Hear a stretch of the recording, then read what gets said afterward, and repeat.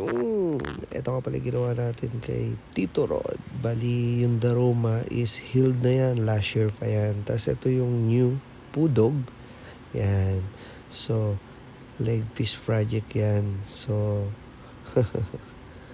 sa lahat ng gusto magpatato, pwede tayo sa Japanese Oriental, Colored, Black and Gray, and pwede rin tayo sa Portrait, Colored, Black and Gray, and also Cover Up. Then, bago tayo magtattoo, inile-layout natin yan using a digital edit. Kaya makikita niyo yung reference bago natin siya simulan.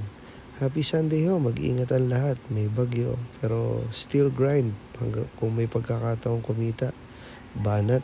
Kaya sa lahat ng gusto magpatato, DM lang ho, down to Bella Free Layout and schedule. Andito ang ating Tito Rod na napakalupit. Pinato natin siya ulit. Ito, matagal na to, last year pa to, no? Oo, taon na rin, taon na.